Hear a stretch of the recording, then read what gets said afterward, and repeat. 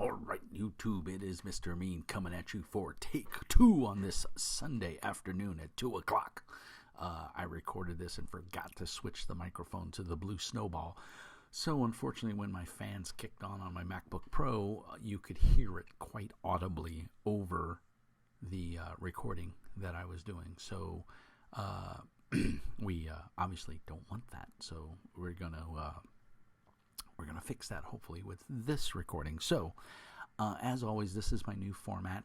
We're gonna go through our content and everything, and then I'm gonna pause the video. I'll put a break in it, and then I'll go through shout outs and housekeeping and everything at the end of the video. So once you hit the break and you see the Mr. Mean logo, you can, if you're not interested in all of that, you can switch off and go surf about snapping turtles if you so desire. So let's get into it.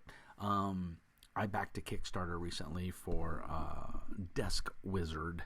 And if you don't know, Mr. Mean is a miniature painter. I enjoy painting. Hobbies, I want to play Warcry. I haven't got a chance to play yet, but I have a Nurgle warband and I have a Chaos warband for Warcry. And I'm a big fan of Warcry. Plus, I love the Nurgle miniatures. So any hobbyist will tell you the hardest part of this hobby is not so much the painting, because painting is one of the few artistic things that you can get better at by doing it. And there's tons of videos. Sam Lentz, there's tons of people out there. Ash Barker, Baker, Guerrilla Miniature Games, Way of the Brush. I forgot his name, but he's a friend of Ash and stuff. There's tons of videos out there that you can, Uncle Adam, you can watch, and you can learn.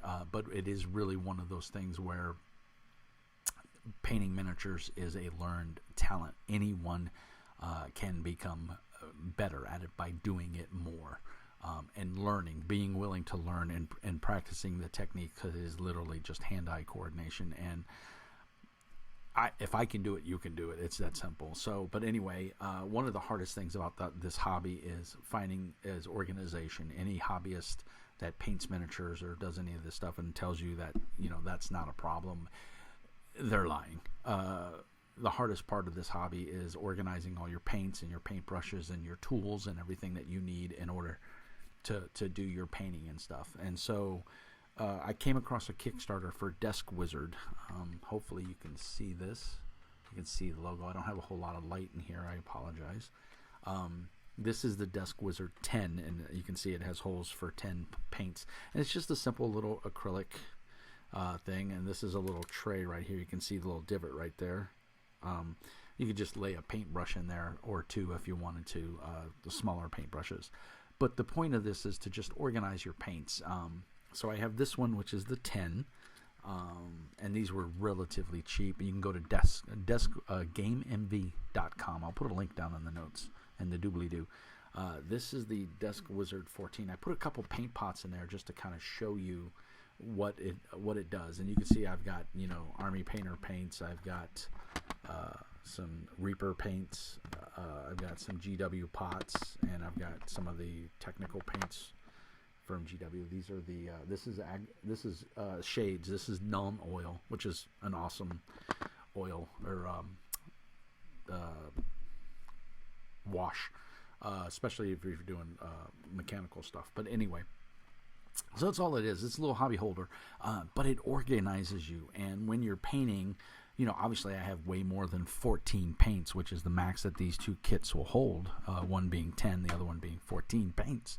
I obviously have way more paints than that, but the joy is you're not using all of those paints. So one of the things I do when I'm painting miniatures is I know right now I'm painting Nurgle, so I've got all my primary colors that I'm working with, and they should all fit in these two hobby holders, so to speak, for my paints. So it's just a way to organize and keep yourself, know what paints you're using, and not put the paint back in like your carrier or whatever, and then you're like, oh crap, what color was that?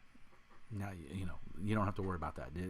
It's organized here on your tray, and you work from there. And then when you start a new project, you can swap out paints. So it came with those two things, and then it came with two of these, which is like a little it's just a little caddy, a little lean-to for like an iPhone or a tablet. The problem is I have an iPad Pro. it won't sit in here. It tips over. But maybe if I use 2 of them side by side. I did get 2. You get 1 for every one that you backed on the Kickstarter. My Kickstarter rewards actually got stolen off my porch from a porch pirate. But Nick over at Game MV was super awesome, and on top of the game, I reached out to him, and he said, "Hey, I've got you on the list for reshipment."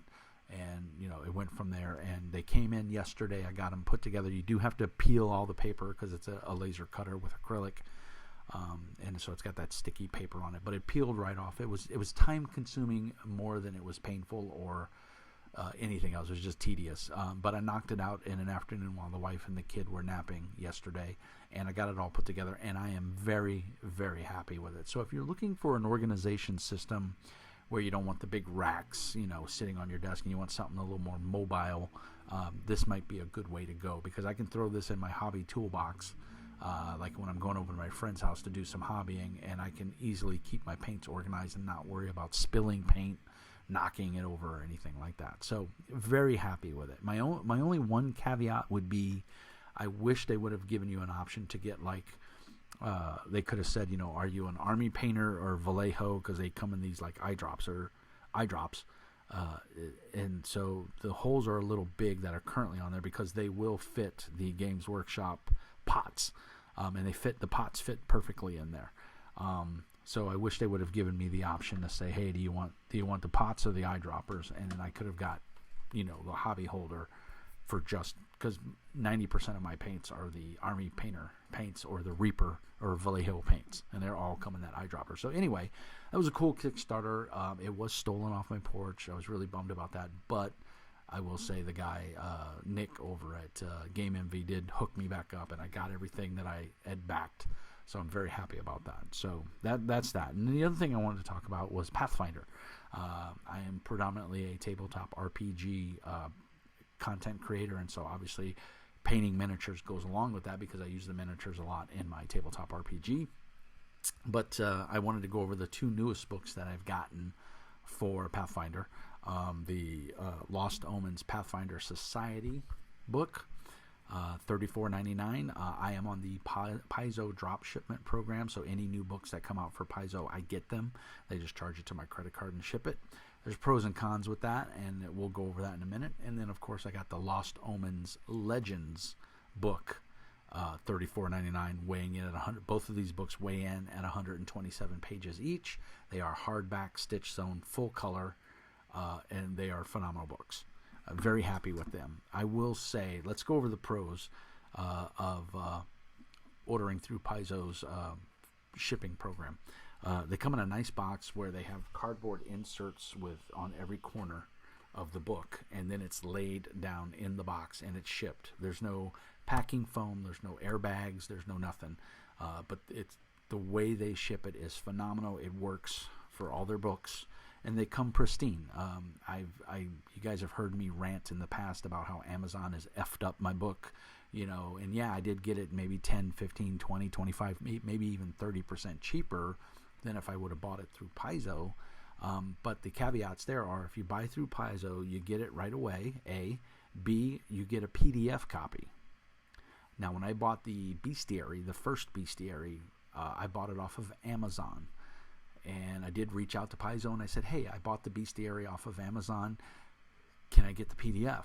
Here's a copy of my sales receipt. They were like, nope, we don't do that. The PDF is separate. It's $14.99 or whatever. I think it was $14.99 for the bestiary.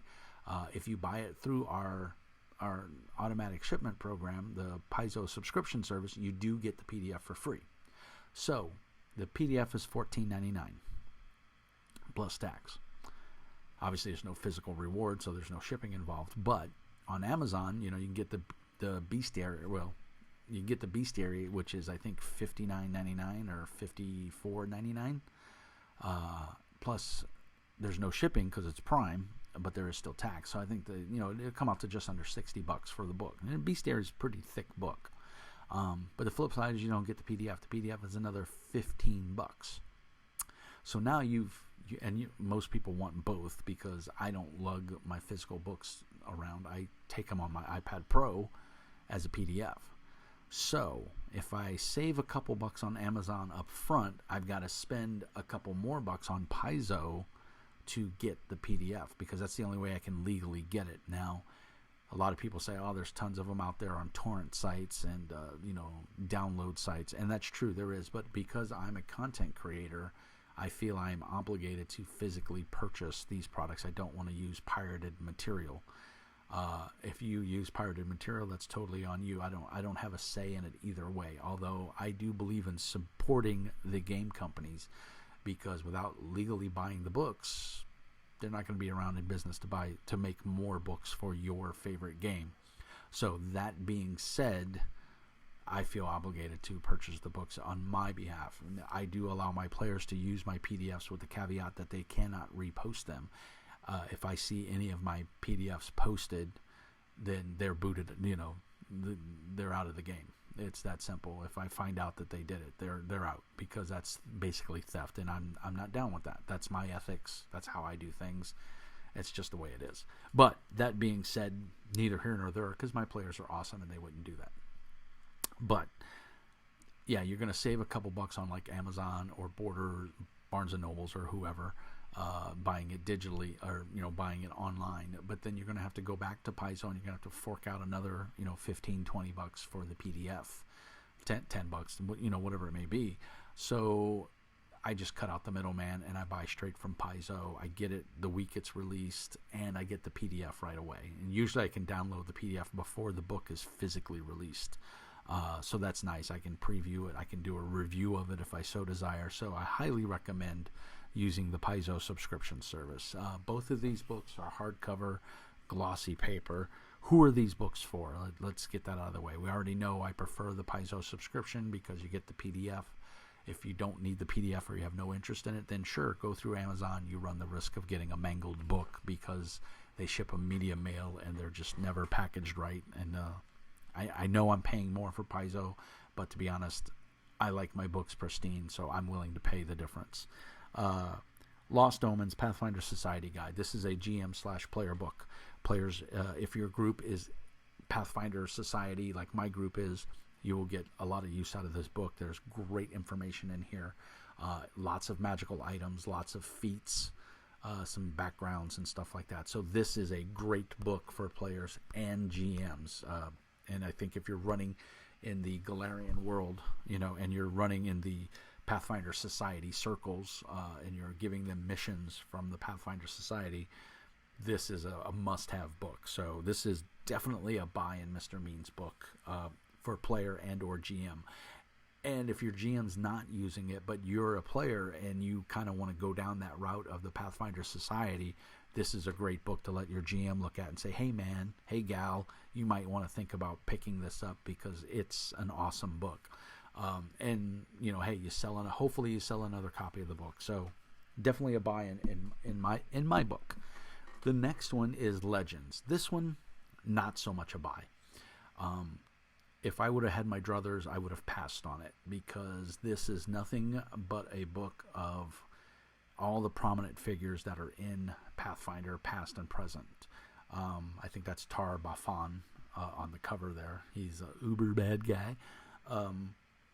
So players obviously don't need this unless they really just love reading the lore and the fiction of the world of Galarian. Then this is a no-brainer. You want it.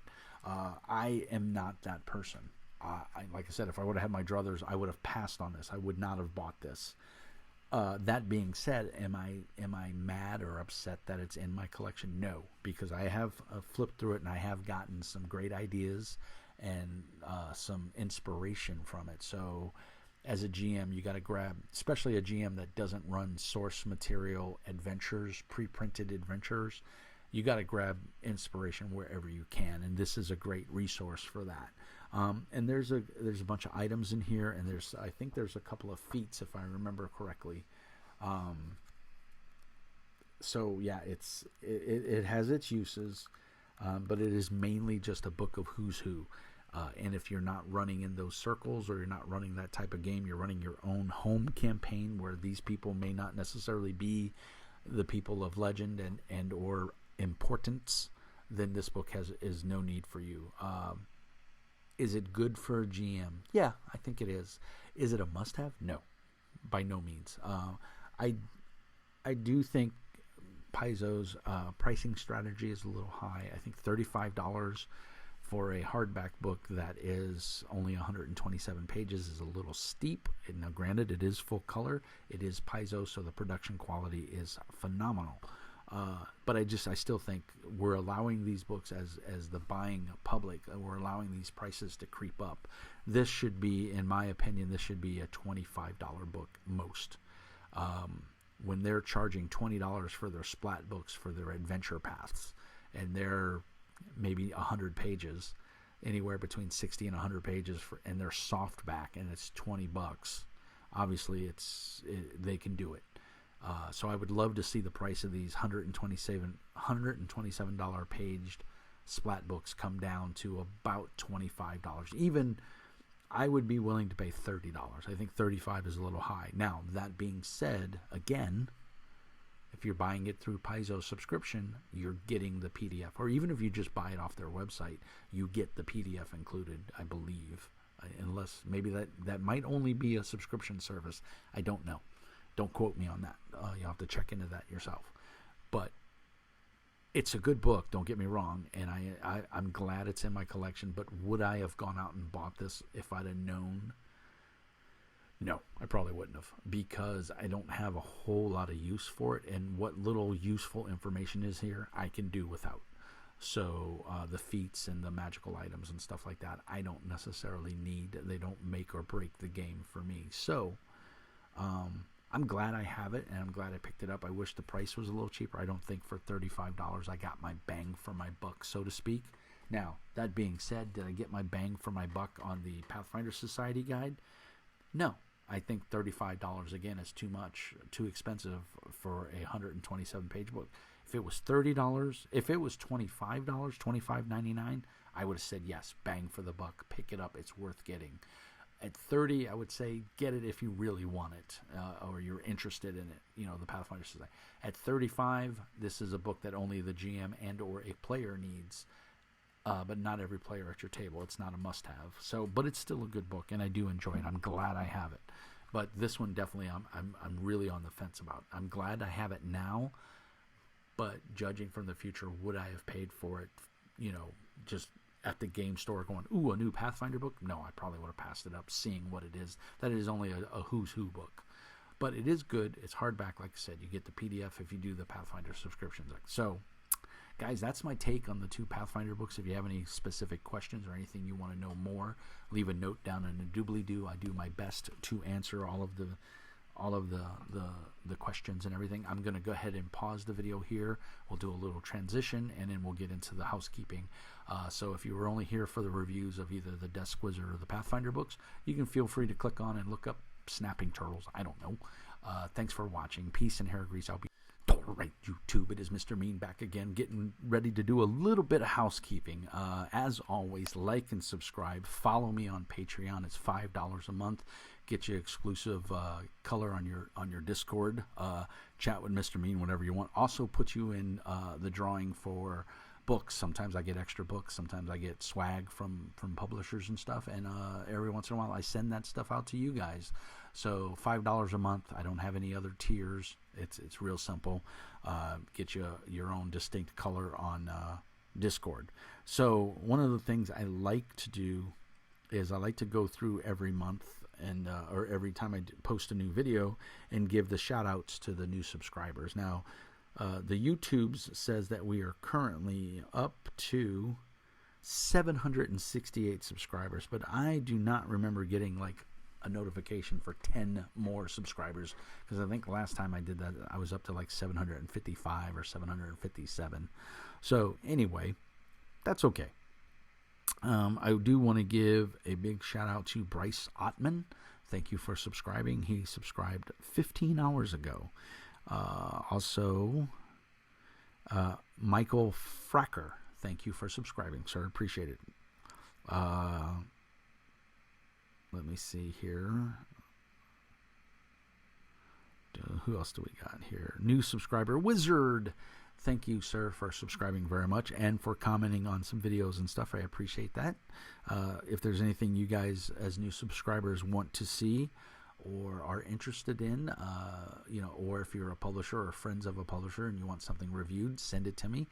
You can reach out to me at jpolak@gmail.com. All the notes will be down in the doobly-doo.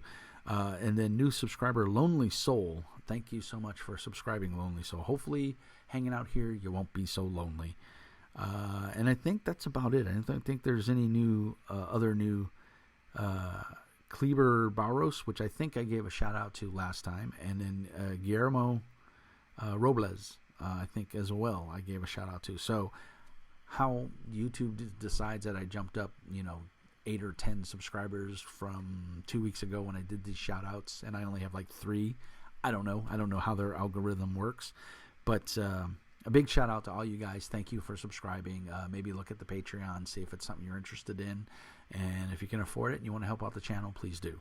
I'm on PayPal PayMe /John Polak, and I'm also on MeWe. You can catch me on that. It's my social media of choice, and of course the Discords. There's links on my YouTube page, and there'll be a link down in the doobly-doo. So feel free to hit me up on there. I got a lot of cool comments on I did a video yesterday, kind of a rant.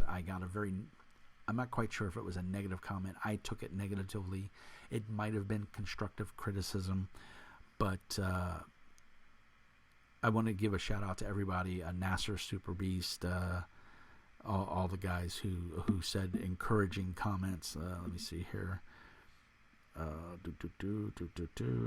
Let's see here. Come on, I can think, John. It doesn't hurt. Reef Arkand.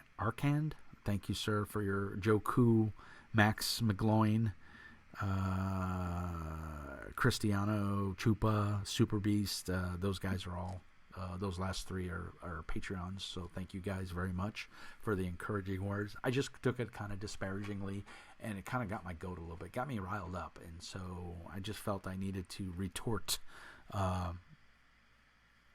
because it just miffed me. So tons of positive feedback and comments, so I do appreciate it, guys. It restored my faith in humanity a little bit, so thank you so much. But that's pretty much the end of the video, guys. If there's anything you want to see, obviously let me know. So as always, peace and hair grease, and Mr. Mean says, be nice.